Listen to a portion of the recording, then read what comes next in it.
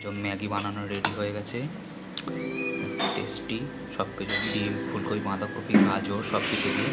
আর খাওয়ার জন্য চলে এসছে এই দুটো শয়তান, পরপর ম্যাও করছে। গ্যাসের পরপর বানানোর পদ্ধতিটা দেখিয়ে দিচ্ছে। ম্যাগি বানানোর জন্য আজকে ড্রাই বানাবো, সেই জন্য 200 ml মতো জল দিয়েছি। ধোঁয়া ঝরে ফুটছে সাদা হয়ে যেতে।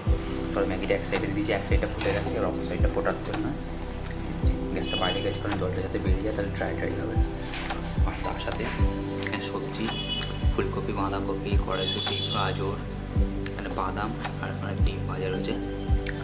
এটা ফোটা হয়ে গেলে ভালো করে ড্রাই হয়ে আসবে, তারপর মেশানো। যদি জল থাকা অবস্থায় মেশাই তাহলে সবজিগুলো নিতে যাবে।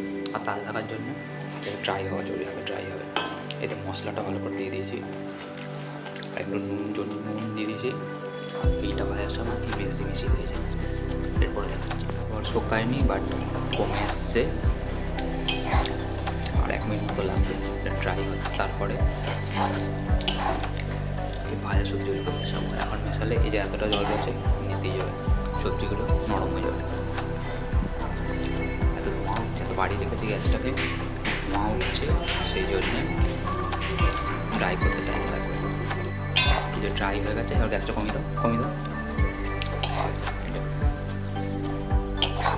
ড্রাই হয়ে গেছে, এবারে সবজিগুলো ভাজে, ফুলকপি, বাঁধাকপি, গাজর, ওখানে কড়াইশুঁটি, যে বাদাম দেওয়া রয়েছে ভাজা, এরপর দিয়ে দাও ড্রাই হয়ে যাবে।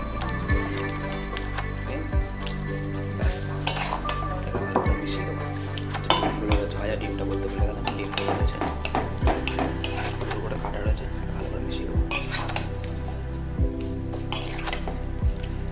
মিশালি ড্রাই একদম, জল নিয়ে কোনো, তাহলে সবজিগুলো কাঁচা থাকবে, নয়তো ভাজা থাকবে, নয়তো জল দিলে নেতিয়ে সিদ্ধ হয়ে যাবে সবজিগুলো।